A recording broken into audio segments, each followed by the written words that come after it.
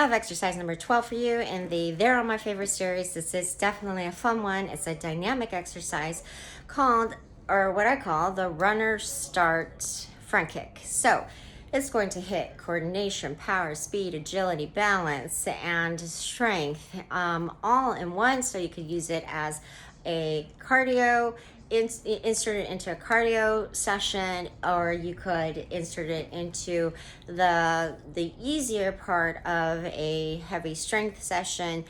However way you want to mix it up, I will talk you through all of the form checks, but I'll show you first just what it looks like from the front. So I, as usual, have not changed into proper attire for workout yet. It's shamefully late, so excuse me if I'm kind of all over the place here.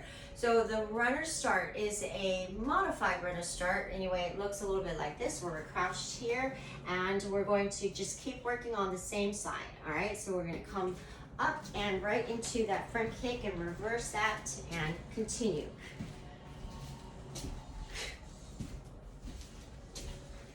Okay. So if you have a piece of masking tape or drafting tape to use as your runner start guide, I would suggest trying that. I'm just going to use the side of this edge of this mat to act as my guide to show you, to set you up in the form cue. The modified portion of the runner start is because the real runner start position is designed purely to give that runner as much momentum to, fire off, right? When the starter gun goes off. In our case, we're going to use a little bit of that momentum, but we're going to use that momentum purely the way we like to use it in the gym, to then counteract it, right? To use that power and agility and body control in order to counteract that momentum.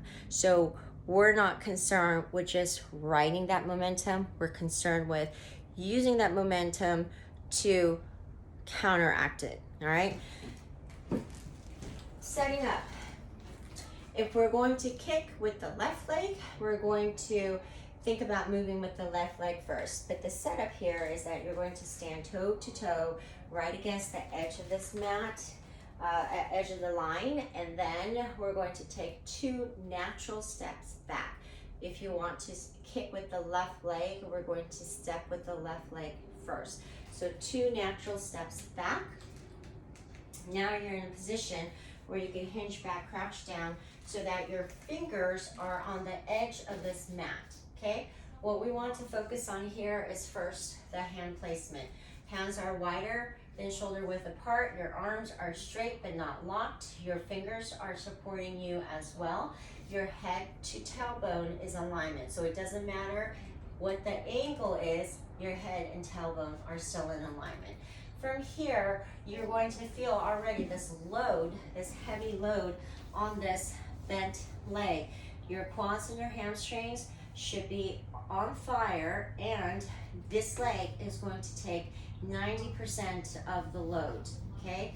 And this back leg, this is where we start modifying this runner's crouch. This back leg is going to be fairly loose because we actually want the load to be focused on this front leg.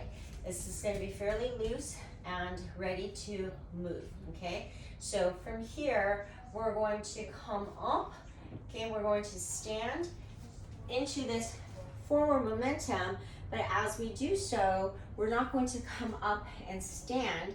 We're going to ride this momentum to a point where we then shift the weight. So your right leg now is going to bear the load as this front leg comes up into a knee drive and then a leg extension. But now this is a front kick, so it's not just standing and extending the leg. We're going to thrust that hip forward.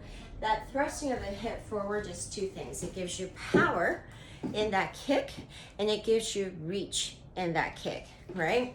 So you don't come up and kick like this, where you have, well, first of all, it's never just one kick up motion, you first have to bend that knee up, okay? The knee points to whatever direction you want to land your kick. In this case, it's a front kick, right? So your knees come straight up, and then when that extension happens, you thrust that forward, okay? So you thrust that hip forward, and that's going to work your glutes, and your core is always on, okay?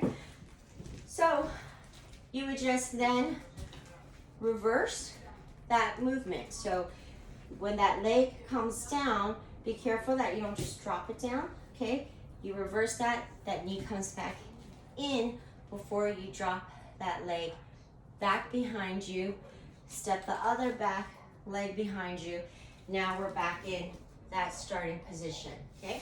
Step up, this back leg comes up at the same time, so it's not a full stop and then a knee bend, right? It comes up to the knee, extend, okay?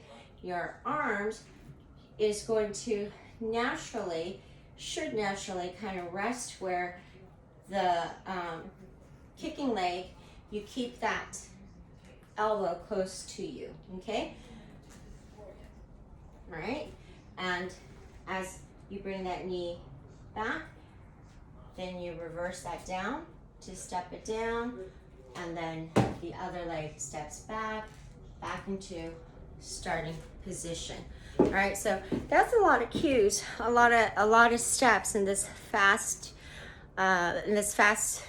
sort of a one movement. So you can go ahead and break it down to focus on one aspect first, right? So if you find that it's difficult to carry the load in this bent crouch position, then you could just bypass that a little bit by not coming down a lot, right? And just staying high up and then focusing more on this kick, right? So, or you could focus, on power through this crouching leg, okay? The complete opposite. So focus on a nice crouch, a nice load here, and then just slow it up, okay? And just really go slow on practicing the other aspects. You can use it however way you want. If you put it all together, this is really fun. Like I said, it's got all these different benefits, and anytime that you could work in coordination and balance and agility into a power, or into a power or strength exercise, which also has cardio benefits, I don't know what else, you could ask for, right? So have fun, give it a go.